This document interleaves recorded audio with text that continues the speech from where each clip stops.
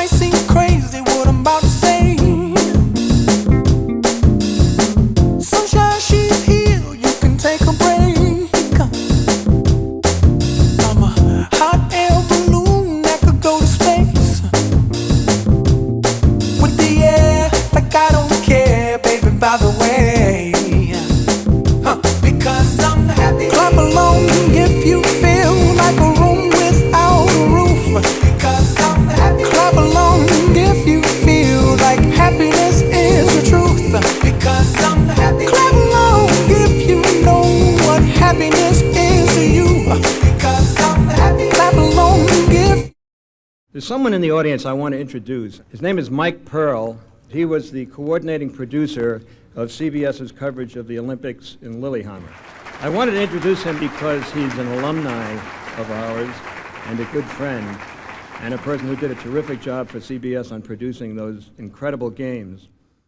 Well, folks, in the crazy, zany, and wacky and pressure-filled business of sports television, I think of Mike Pearl as always being the calmest guy in the storm. He is without question one of the most important figures over the last 4 decades in sports television. Yet even rabid sports fans don't know his name because not for 1 second did Mike Pearl ever seek the spotlight. All he ever cared about was producing top-quality sports television.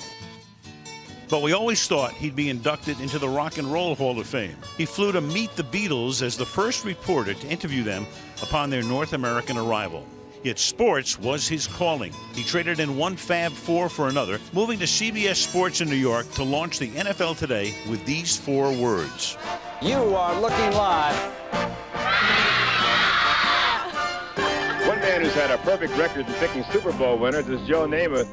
You know why they got that open part in the Irving Stadium? No, why is that? So God can watch the Dallas Cowboys play. Mike then brought his NFL pregame show on site with the Super Bowl Today airing live from New Orleans. What are we going to see during the pregame show? Well, we're going to take you around the city of New Orleans, editorially tell you about what's going to happen in the football game, which is most important in everyone's minds. He expanded his production duties and oversight, producing the first start-to-finish coverage of the Daytona 500. Petty is out in front at the line. Petty wins it. The most amazing, astonishing Daytona 500 in history. Soon, everybody was trying to harvest this pearl, and he decided to span the globe for ABC. Spanning the globe to bring you the constant variety of sport. While at ABC, he oversaw and produced every sport imaginable on every continent, including 3 Olympics. You can also consider Michael a gold medalist. Why? CBS hired him to run their first Olympic Games in over 3 decades. There was so much to celebrate. We look forward to sharing those celebrations again in Lillehammer, Norway. And what awaited him in Norway? Today, someone attacked a U.S. Olympic figure skater just weeks before the Police released the first composite sketches of Nancy Kerrigan's attack. Things like this just don't happen. His was a global view. He made you care about every story, not just the stories about the American athletes. Lillehammer dominated the nation's televisions. Mike Pearl ran the highest-rated Olympic Games ever, and it will likely stay that way. So what was left to prove? Well, an old friend called Mike to see if he wanted to reinvent the presentation of sports on cable TV. Mike and his team turned Inside the NBA into must-see TV and a consistent Emmy winner.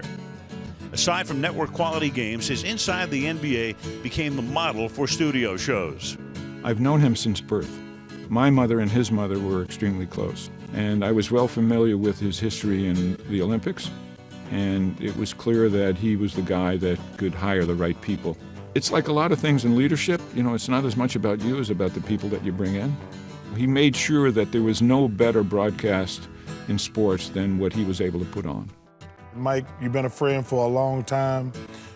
Thank you for helping me come to Turner Sports. It's one of the best decisions I've ever made in my life. And congratulations, man. You've been a friend and a mentor. Congratulations, well deserved. Can I imitate him for a second? Yeah, Can I do an imitation? Sure. Oh, okay. Kenny, you need to come to my office and go over this. You can't have your desk looking like a mess.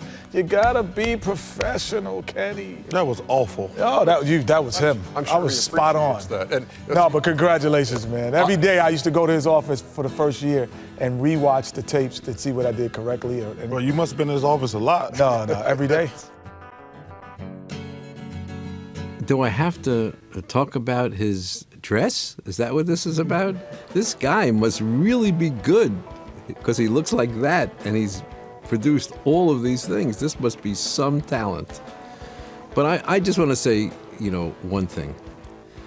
When I grew up in this business, there was a differentiation between a terrestrial over-the-air production and a cable production. Thanks to executive producer Mike Pearl, that distinction was smashed once and for all. With Turner and industry force, Mike fielded one more call, asked to come back to an old home, ABC Sports, managing and overseeing some of the biggest sports events on television. And I can think of so many reasons why Mike is so worthy and deserving of this honor. He was a tremendous consensus maker. You had opinions coming from this side and that side and from underneath and above and all of the rest, and Mike had the ability to bring everybody together, and all he cared about was the common good. It's been quite the ride, where he's collected Emmys and tons of friends. And this deserved Hall of Fame honor for managing and producing events which broadened America's love affair with sports. And he's not done yet. Mike Pearl, Sports Video Group Hall of Famer. Congratulations, Mike.